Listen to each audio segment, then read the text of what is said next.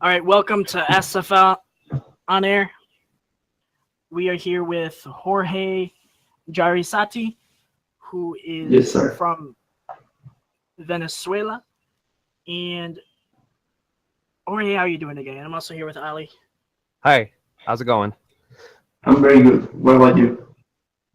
I'm doing great, and I'm very happy to be talking with you today because we are going to go over what is actually happening in Venezuela. And I know there's a lot of US media from the liberal and the conservative side, and we don't exactly know what to believe or how accurate it is, but we have an eyewitness, a firsthand account. Could you explain to us the state of Venezuela? Yes, Well, first I actually, want to first thank tell us a you. little bit about yourself. And Okay, yeah, better. Okay, thank you, first of all, for inviting me and for having me.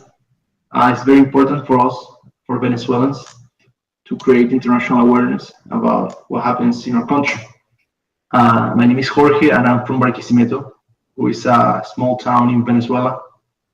And I'm from Venezuela, and right now my country is in so much problems. My country is living under socialism, under dictatorship, and that's why we are here. That's why we are fighting. I currently live in the United States because I'm studying my major in economics, and I will do my master's, and then I will come back to Venezuela. And what is happening right now in my country is that we've been more than 60 days out there on the streets. We've been fighting repression, we've been fighting for democracy and for our liberty.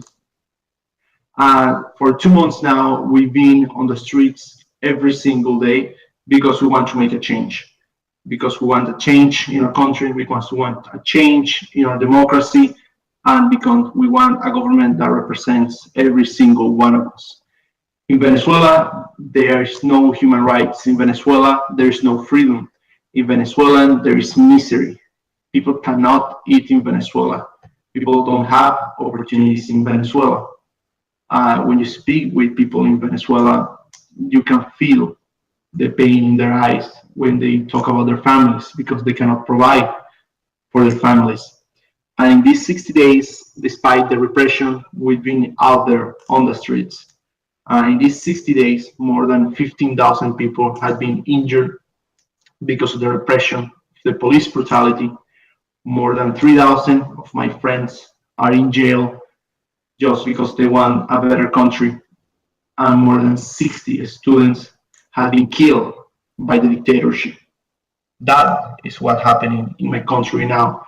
It's a brutal dictatorship that is just trying to silencing every single one of our voices who want a change in our country. Well, thank you so much for everything you and your friends are doing in Venezuela, fighting for freedom. One thing I want to get into for the viewers who are more liberal minded is the difference between the type of socialism in the Nordic area, like Sweden. And I know we've talked about this before, and you explained it very well. That type of socialism, and even universal healthcare, that type of socialism, and actual socialism, the minute difference in ideology. And I think you explained that really well. Yes, Sweden is an example of how country should be. Sweden is an example because it's one of the most the freest countries in the world in terms of its economy. It's a country that has a very strong rule of law, very low level of corruption, and it's basically a country that gives entrepreneurs and young investors a chance to be great, provides opportunities and jobs for its people, but at the same time helps the poor and helps those that need us the most. That's not socialism. Socialism is what's happening in my country. Socialism is when the state tries to control every single one of our lives. Real socialism is which the state tries not only to control our businesses, our property, but our lives itself. The system that we have in Venezuela is real socialism because the regime tries to make every single one of us dependent on the state. And that's where we're fighting for, because we want to be free, because we want to have dignity, and because we want to have opportunities.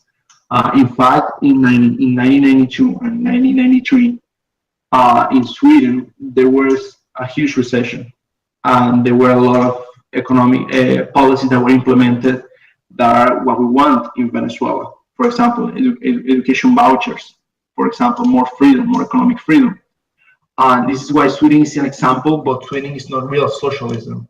And I was talking with my professor, Dr. Kit Yaki, and he was in Timbro at the time, and he told me how free and how libertarian were the reforms that were made in Sweden in 1992 and 1993 after the recession.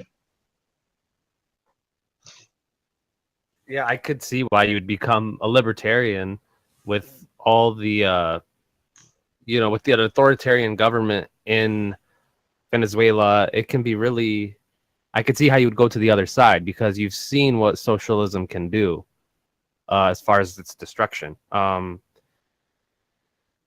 I was continue, please. in Venezuela to help the people there. And what can we do? Yes, first of all, in Venezuela, we don't need ideologies anymore. In Venezuela, we know what radicalism is about, and we don't like it. It's not what we want for our country. In our country, we want policies that are based on consensus, that represent every ideology, that represent every part of our society. This is why I don't consider myself a libertarian or any ideology, because I believe that, of course, we should defend and we should devote our lives to freedom, but at the same time, we really need to understand that the policies that we'll need to implement in Venezuela needs to be based on consensus. And I remember your second question was about. Oh, what can we do, and what can you do, or what are you doing in particular to help? At this moment, I'm right now working with the International Affairs Department of a political party in Venezuela. I also working from a university, and what you can do is that you need to create awareness about what happens in my country. You need to inform, and you need to denounce the human rights violation of my country. My country is a country in which people do not have anything to eat. In my country, there is no freedom of speech. In my country, there is no any media outlet that has an opposition voice. Every newspaper, every TV station, every radio station is controlled by the regime.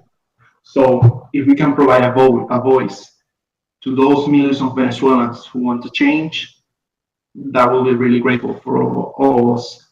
And what you can do is to create awareness, as I said, is to tell your colleagues, students, what happens in my country. And also next week, I'm going to start sending humanitarian help to Venezuela. So I'm going to start a GoFundMe page, and we have several organizations that will be working in this project as Students for Liberty. So what you can do is to help us with humanitarian help to Venezuela, because the struggle is real in Venezuela. When I speak with people in Venezuela, it doesn't matter which city they are, it doesn't matter the ideology, we'll have something in common. Venezuelans are living in misery. And Venezuelans, in average, have lost more than 15 pounds in this year alone. So imagine how difficult it is to eat in Venezuela. And this is why we are fighting.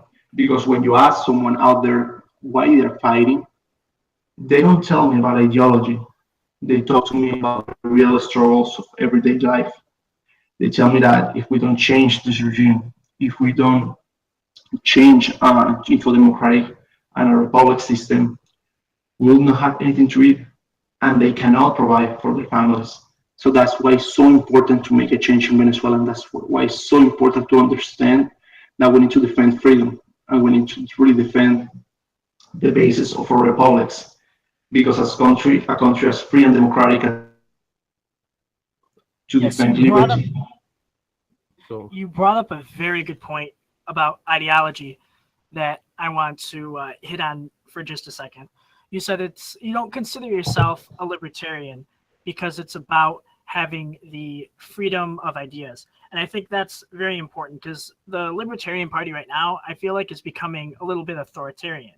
Because, in my opinion, the Libertarian Party has some of the best ideas, but those ideas are almost worthless if they're implemented in an almost authoritarian way.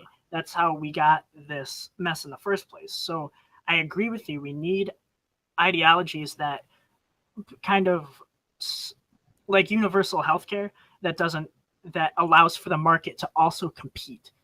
Whenever there's competition between the government and the market. But when you have the market completely taking over or the government completely taking over, that's where you get polarization, and that's where you start having problems.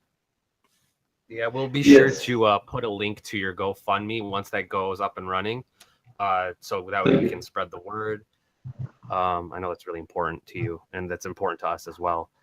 You know, I remember we were talking earlier, and you were talking about how protesters were risking their lives every day to fight this regime of President Maduro and all this socialist policies. Can you talk a little bit about what the protesters go through, what everybody goes through there a little bit more? In Venezuela, every single one of us who are speaking out, who are vocal about dictatorship, are in a huge risk. My friends who are on the streets every single day, they are at risk. As I said, Nicolás Maduro, the president of Venezuela, the president of the regime, has killed more than 16 students in these 60 days of protests. So imagine how difficult it is to really protest in Venezuela when you have a government, when you have a dictatorship that is using all the brutality that has to repress and to oppress every voice that tries to make a change in Venezuela. For example, Leopoldo Lopez, the leader of my party, he's in jail right now. Enrique Capriles, who ran for president, he cannot travel because they took away his passport, and he cannot run for office. So we don't have any media outlet to express ourselves. We don't have elections because in Venezuela, the last election that we had, that it was in December of 2015, we won by more than 70%. We won easily because people want to change. We won the National Assembly. So we thought that with that victory we would make changes in Venezuela. But the Supreme Court, who is all Chavista, who is all controlled by the regime, is making every law that we made unconstitutional. So that's why we need to be on the streets, because we don't have a platform to express ourselves. Last year, we want to make a referendum to change the president, to remove Nicolás Maduro. And he didn't allow it just because this is a dictatorship. We're scheduled to have regional elections as well. Last year, they didn't want to do it because they don't have the people, because they know that even with all the machinery, even with all the cheating that they do, they will lose by a lot. So that's why when you see all the polls, 9 out of 10 people want to change, and this is why 9 out of 10 people are out there on the streets every single day. And yes, and a lot of people don't realize is Venezuela is not a third world country. Venezuela was very prominent in the 80s, I believe. It had you were talking about how it had one of the top economies in the world. And this is not some third world country that is having these problems. This is a very real thing that could happen to America or Canada or even other places. In the United States, there are people who support going to jail for burning a flag. There are people that would say, yes, you should go to jail if you burn the flag. In Canada right now, they're saying if you don't call people by their correct nickname or the correct pronoun, then they want them to go to jail. This is a very serious issue that is not limited to third world countries. It's happens in very prominent countries, and it's happening in Venezuela right now. Yes, Venezuela in the 70s was the 20th richest country in the world. In fact, Venezuela was richer than Spain, than Italy, than Greece. Venezuela's GDP was only 13% down the United Kingdom. In terms of economic freedom, Venezuela was number 5 in the economic freedom ranking. So imagine how prosperous and how free our country were. So that's why this is so important for every one of you as well, because this could happen to any country. This socialist regime took over Venezuela when Venezuela was prosperous. And of course, as any country, we used to have problems, but this could happen to any country.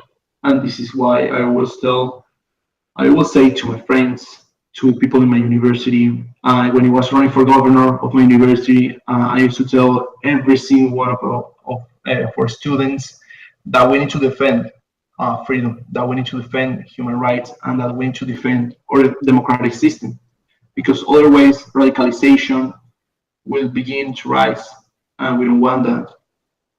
We need to have a democratic system that is mature enough, that is responsible enough to maintain the system and to maintain this a republic. And if we maintain this system of freedom, this system of human rights, this system of balance of power, of check and balances, everything will be okay. But any country can happen. In any country can happen what happened in my country. Yeah, so I like what you were saying, that left or right, it doesn't matter as long as we're fighting for our liberties. I guess that's all that really matters in the end. And what you're saying is, like, in Venezuela, that left and right doesn't matter right now. What matters is just having the liberty to be free, or just to have a job. Yes. And it's terrible there right now. And I saw the pictures. It really made me cry. Just how bad it can be. The streets are apparently, from what I hear, the streets are still really busy, but they're not prospering like they used to. So yeah, man, I feel for them, man. It really hurts.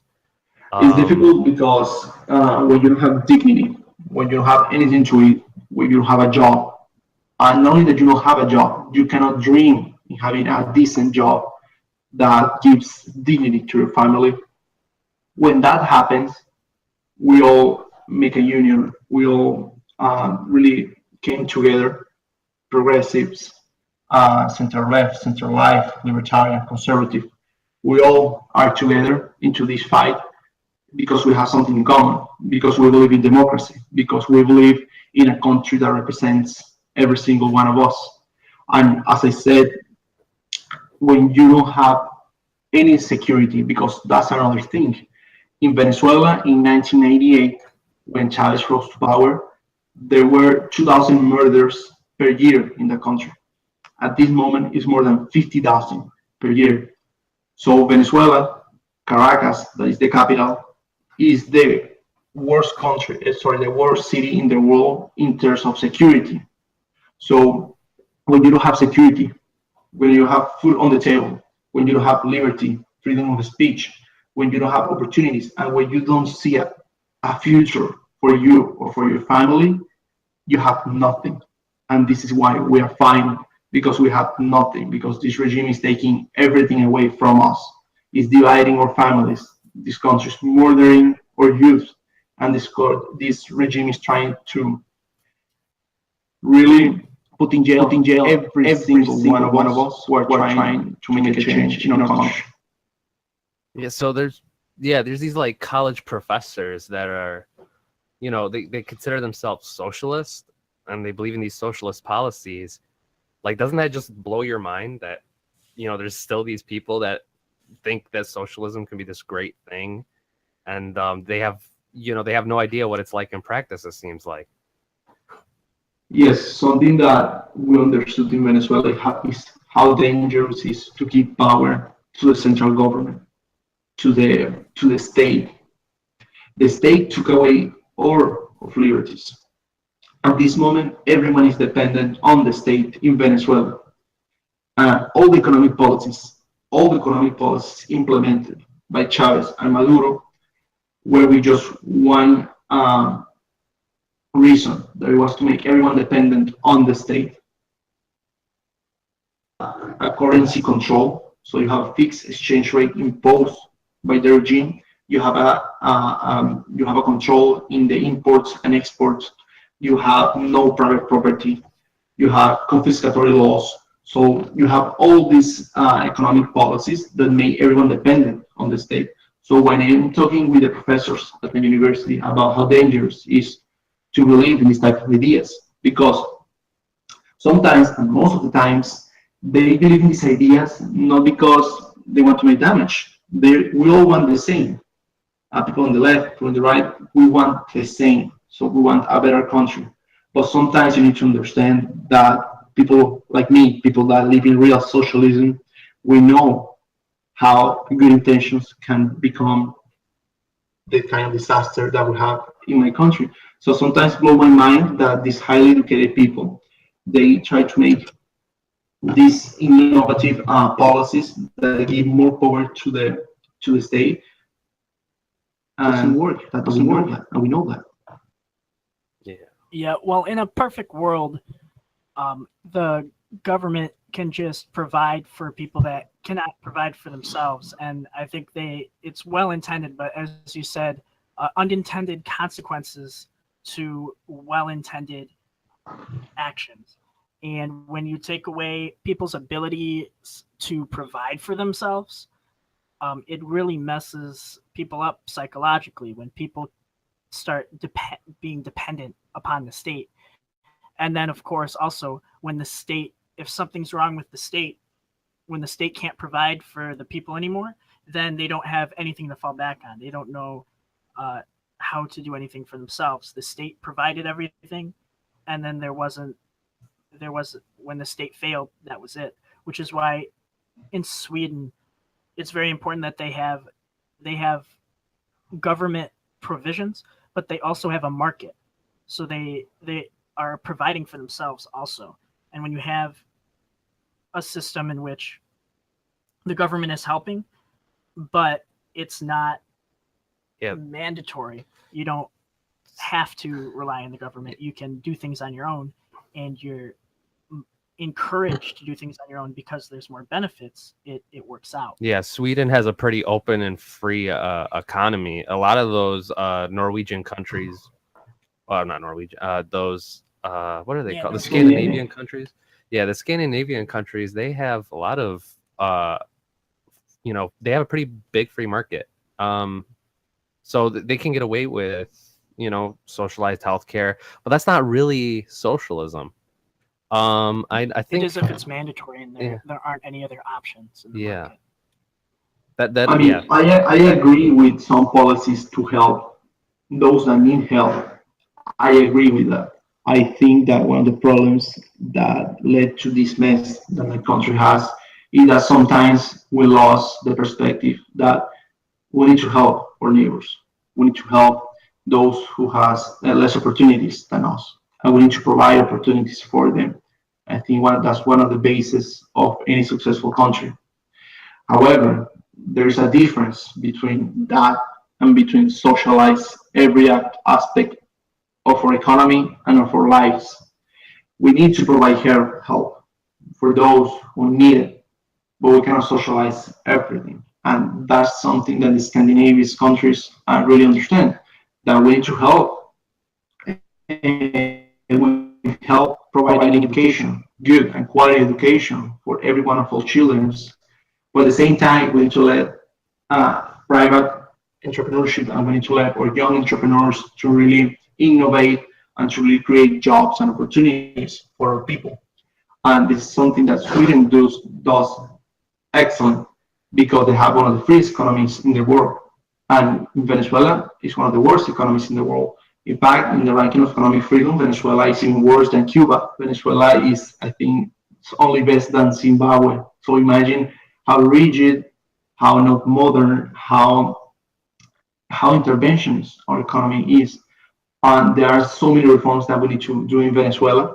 And I hope these reforms can involve with free market ideas as well. We need to make reforms in our pensions, we need to make reforms in our education system, we need to make reforms in our healthcare system. And at the same time, we can accomplish that with free market ideas, with the private sector, with entrepreneurs, and at the same time, we can provide that for everyone. Doesn't matter where you come from, doesn't matter if you have or not have money. You need to have healthcare, but we can do that in an effective manner, and we can do that with the private with the free market as well. Yeah. So, Austin, how much time do we have? We're pushing the limit on 30 minutes. Jorge, is there anything that you want to say lastly to the viewers that's important final message? Yes, first of all, I want to thank you for the invitation. And really, I want to tell everyone that is listening to me that Venezuela will change, that we are fighting for this change, and that the change is coming. That for 60 days we've been on the streets, we've been protesting, we've been speaking out about a change that will happen. Will happen because people demand it, because people deserve it, because the youth or students are not in the classrooms, because are out there fighting for the country. We have the duty as a generation to rebuild our nation. We have the duty to reconquer democracy. And that's why I'm optimistic in Venezuela. And at the same time, we need your help. We need your help to inform, to denounce the human rights violation of the regime. We really need it. Yeah. Go ahead. Yeah, we really need it because we need to make international pressure as well. I will go to the international court. I will go to the Organization of American States as well. And this change will happen only if every single one of us work together. Yeah. So where can they follow you on Twitter or on Facebook? Where do you want them to follow you? Yeah, they can follow me on Twitter as Jraissati Jorge, which is my last name and my name. You can spell my last name as Jraissati, and my name is Jorge. You can follow me there and everything that is happening in my country because, as I said, so the only way we communicate ourselves is through social media. Oh yeah. So you Jorge are going to Jraissati. be you're going to be at Nashville, right, for the CC retreat. Am I right? Yes, sir. Yeah. Okay. So yeah, next time I see you, drinks are on me. Thank you. For sure. Jorge Jraissati. Awesome, man. All right. Well, thank you so much, Jorge, and for everyone that's working so hard to spread liberty in the worst of cases. And we wish you the best of luck. And again, we'll see you at the retreat in Nashville. And follow him on Twitter. Twitter is one of the ways that they can communicate in Venezuela. Yes, in Spain. No, in Venezuela, they use Twitter a lot, I'm assuming, because it's one of the best ways they can exercise their free speech. Jorge Jorge Jraissati, Jrassati. Yes, sir. Yeah. All right, Jorge Jraissati, thank you so much. Thank you to you.